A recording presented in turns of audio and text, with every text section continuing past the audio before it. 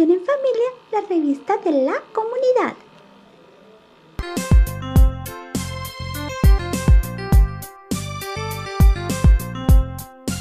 Buenas tardes, amigos y amigas teleoyentes de Prevención en Familia.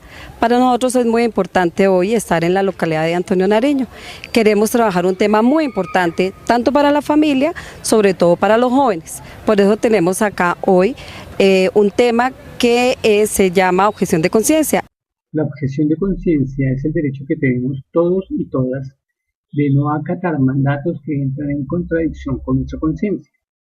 A lo largo de la historia, muchas personas se han negado a obedecer una orden o una ley, todo debido a su derecho a la autonomía, es decir, el poder y la libertad que se posee para decidir sobre sí mismo. Así esto implica una abierta desobediencia a una institución, organización o estructura que pretenda imponer una orden o una ley. Camilo, nos gustaría saber qué es eso de la objeción de conciencia. La objeción de conciencia es una herramienta para mitigar el flagelo del servicio militar obligatorio que nace como necesidad en los jóvenes y en general en todas las poblaciones que se ven afectadas por el servicio militar obligatorio. ¿Qué instrumentos o qué estrategias se vienen haciendo para precisamente informar y sensibilizar a nuestros jóvenes de la localidad de Antonio Nariño? Pues hay tres estrategias: la sensibilización, la apropiación del problema y la dinamización del mismo. ¿Cómo? Pues a través de ilustración de la dicotomía jurídica, también desglosando pedagógicamente las alternativas al servicio militar obligatorio y fortaleciendo los lazos institucionales civiles con las organizaciones colectivas. ¿Cuál considera usted que en el marco de la política pública de juventud se están violentando los derechos? Bueno, empezando desde los derechos humanos y civiles, en cuanto a la participación, el derecho a no estar vinculado en el conflicto armado, y el conflicto armado está en el marco dentro del reclutamiento legal y ilegal. Está en juego el ser agente o partícipe del conflicto armado como tal en Colombia.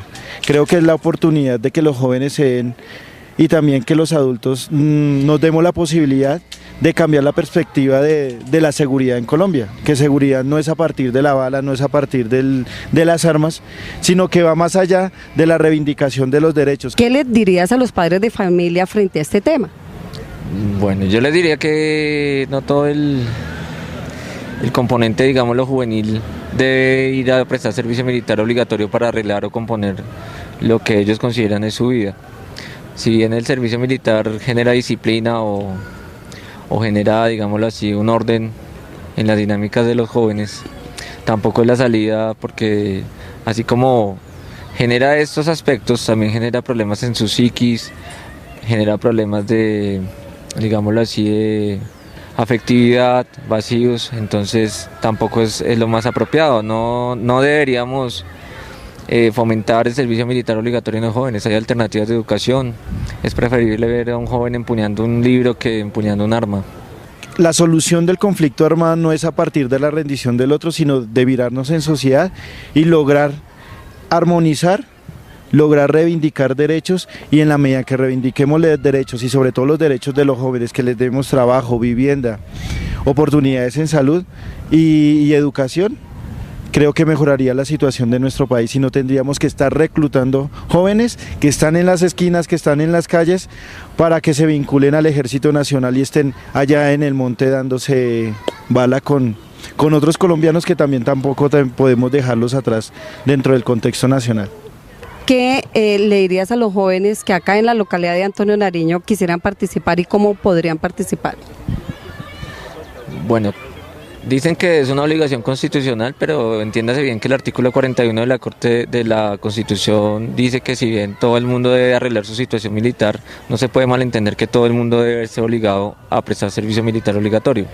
Hay alternativas y la Corte Constitucional en su sentencia C879 fue muy enfática en decir que ningún joven puede ser conducido a la fuerza ni llevárselo a prestarle exámenes contra su voluntad si él no quiere hacer uso del servicio militar obligatorio. Si quiere arreglar su situación a través de mecanismos jurídicos y civiles, pues es lo mejor y lo más idóneo para ese joven que quiere hacerlo.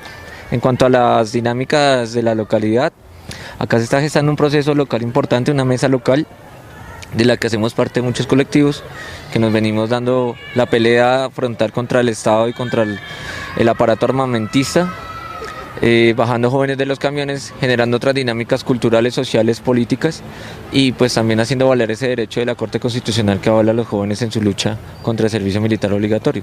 Bueno, lo que le podemos decir a las familias es que es el momento del contexto social de los jóvenes, es el momento en que los jóvenes se están repensando y planteándose un nuevo país que no tiene nada que ver con las armas, no tiene nada que ver con el conflicto armado, que nos da la oportunidad de replantearnos nuestra patria, replantearnos la sociedad y pensar que fuera de las armas hay otra posibilidad, y la posibilidad es la reivindicación de derechos y de no participar dentro del conflicto armado, entre ellos el reclutamiento legal que hace el ejército y la policía.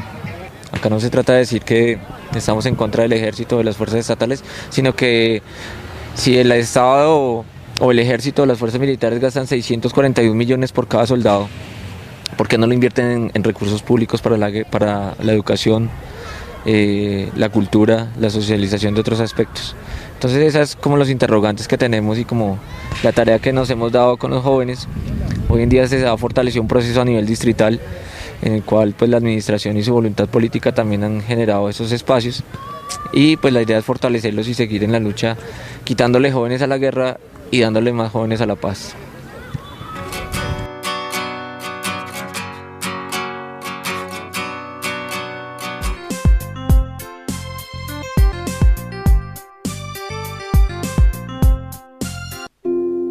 Amigos de Prevención en Familia, hoy empezamos un viaje por el mundo fascinante de las artes plásticas. Vamos a visitar artistas importantes y a reflexionar sobre sus obras y sus significados. En este viaje nos acompañará un maestro en artes plásticas y nos contará de manera divertida por qué son importantes estos artistas. Bienvenidos y bienvenidas. El cuadro que vemos es un símbolo de la paz. Fue encargado por el gobierno republicano para la Exposición Universal que tenía lugar en París en 1937. Pocos meses antes se había producido un bombardeo de la ciudad vasca de Guernica, realizado por aviones alemanes. La gente, al no estar preparada, no tenía dónde esconderse y fueron muchos los muertos inocentes. La destrucción de la ciudad fue casi total. Como el cuadro iba a ser expuesto en París, los extranjeros debían asociarlo con España y con lo que ocurría en ese momento en ese país. Animales como el toro o el caballo ayudan a identificar el cuadro. Su autor, Pablo Picasso, buscó retratarse en la imagen del toro. El caballo simboliza el arte que se abre camino entre los zumbidos de las noticias. Sobre un costado tiene una herida que alude a los horrores de la guerra. Las texturas sobre todo el cuerpo recuerdan las columnas de los periódicos. ¿Pero quién es Pablo Picasso? Es un pintor español, inventor del cubismo. En el Guernica apreciamos las preocupaciones del cubismo. No hay tercera dimensión. Se descomponen los cuerpos para tomar diferentes puntos de vista. Se pinta de forma esquemática los cuerpos y objetos. Picasso pinta de color gris, para añadir un componente expresionista. El cuadro que vemos es un símbolo de la paz. Fue encargado por el gobierno republicano para la Exposición Universal que tenía lugar en París en 1937. El cuadro está dividido en tres partes. El panel central está ocupado por el caballo agonizante y la mujer portadora de la lámpara, que es una imagen de la República y de la verdad. A la izquierda están el toro y la mujer con su hijo muerto. Amigos, para la imagen de la madre se inspiró en la Virgen María. Las figuras están organizadas en triángulo, de las cuales la más importante es la central, que tiene el cuerpo del guerrero muerto. Les cuento un secreto. Si quieren ver una copia del cuadro, visiten el Parque Guernica, en el barrio Palermo, transversal 16 con calle 46. ¡Nos vemos!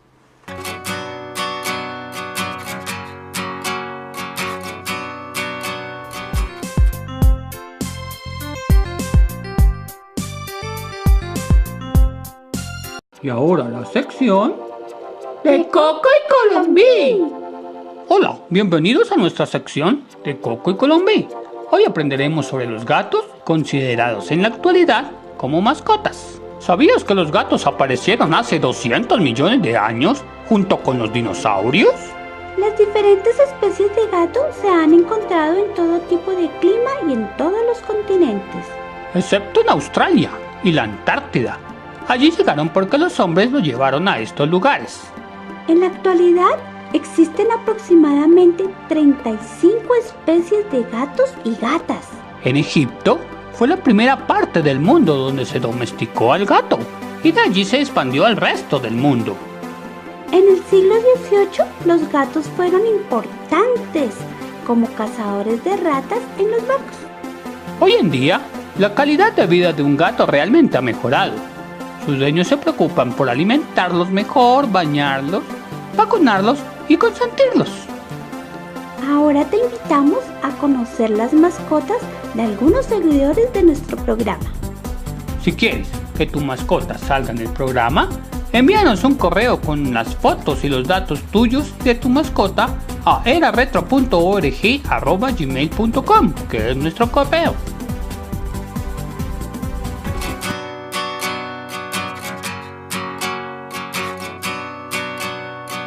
¡Hasta pronto! Nos vemos en otro programa de prevención en familia. ¡Chao! ¡Chao!